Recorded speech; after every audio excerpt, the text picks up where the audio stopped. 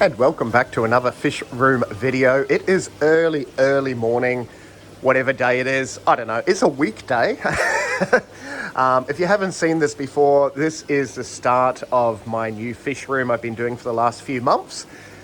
These are tanks on systems. This is all the Pleco system. So L number Plecos, little tiny sucker fish, very cool fish. This one is Cichlids, so another little fish, which is a catfish, which is not really a sucker fish. So Cichlids, L numbers. I might go through these in a second just so you know what's in the tanks. There's unfortunately too much stuff to really go through everything in one video, so I'll try and do more videos as like progresses and stuff. But there is my Redtail Catfish for everyone that keeps asking in the shop. So this is obviously not a shop. This is my private mess. Fish room, it's a fish room, that's what it is. But this is a Redtail cat. I have had him for 19 years now. He doesn't look very big, but he is a meter long or so.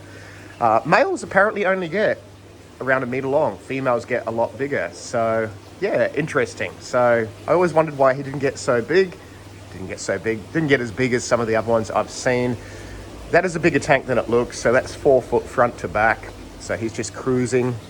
That is him eating last night, because he likes to eat at night, even though he'd probably eat right now, wouldn't you? Yes, you would. But Redtail Cat is going fine for all the people asking. Oh, where do we even start with all this? There are a lot of baby fish grow out, messy tanks at the moment. It's mainly finding room for lots and lots of fish. So I have tons of little fish in here, tons of baby fish. All this, which is to grow all the egg-laying fish, is going really well. Lots of celestial peldanios, a few cold water cichlids, stuff like that. They are growing up for the people that you know who you are. Grow out room for tetras and stuff like that. Generally lots of things. Oh, but this new giant mess here, and I won't take too long going on about this mess because it's nothing really exciting to look at. Tons of baby fish. Trimax. We've got our first batch of Trimax in there.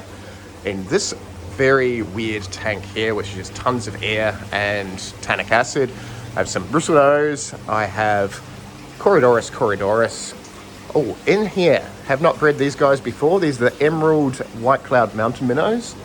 Don't think we can see. Let's see if we can zoom.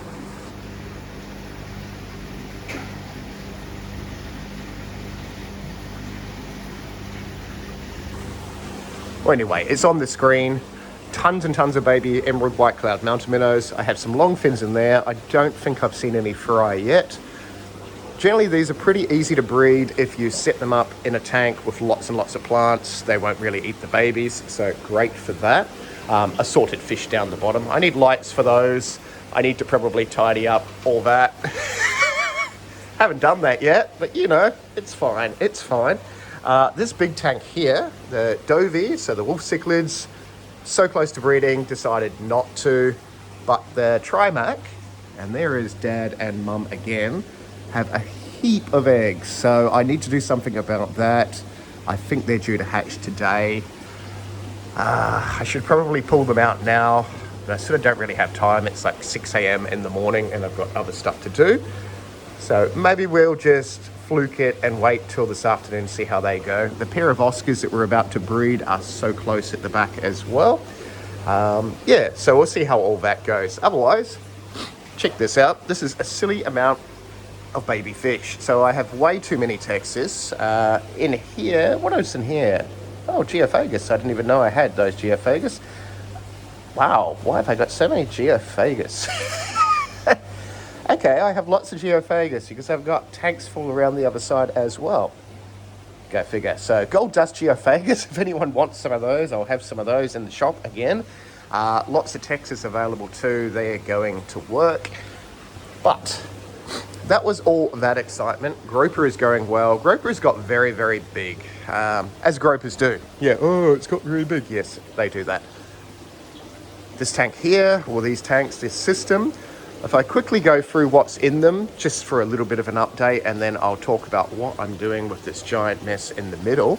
So in these tanks, I have a couple of different species of whiptail catfish, very cool little guys. So they're just the dwarf versions.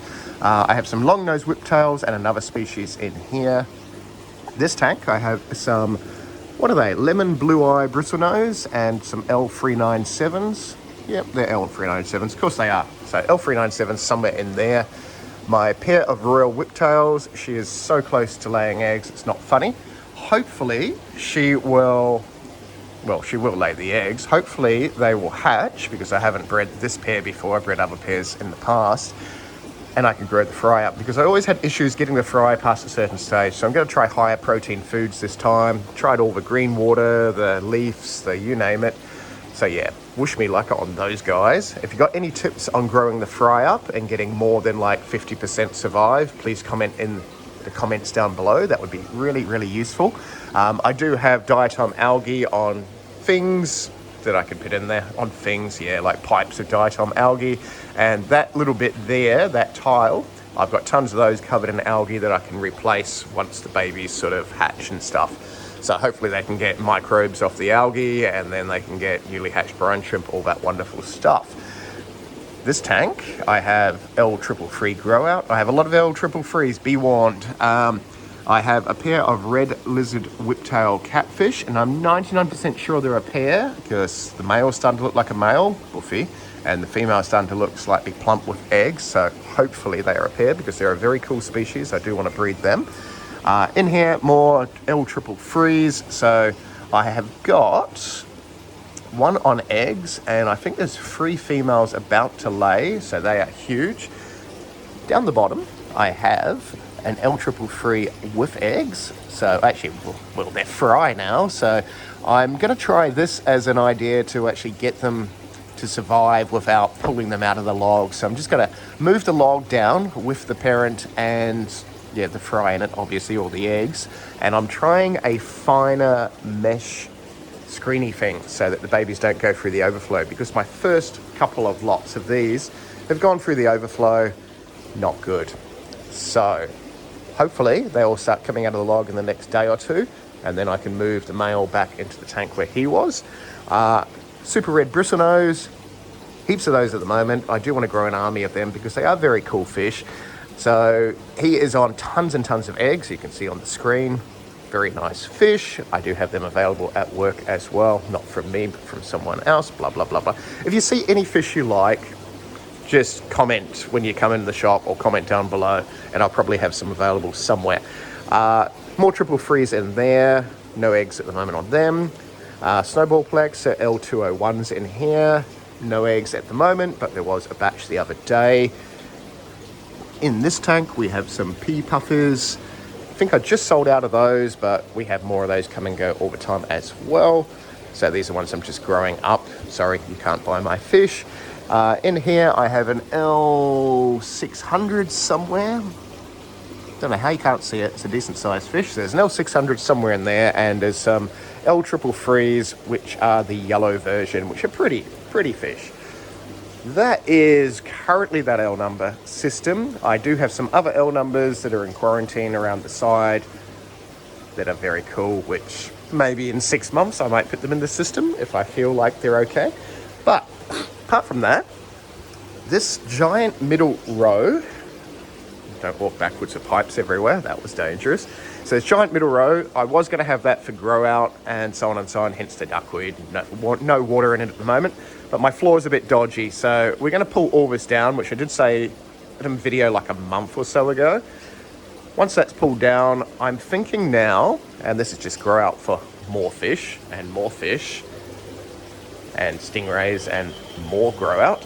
I'm going to get a whole lot of these pools, which are about 1,100, 1,200 litres. They're 5 foot diameter by nearly 2.5 foot high, something like that. So I'm going to get these, and I'm going to put them in the middle, so it opens it all up. Yeah, I need to do something about those 2 big tanks. They're a pain there. And those tanks there, I have some really, really nice Lombardi. Look, Lombardi, more Lombardi.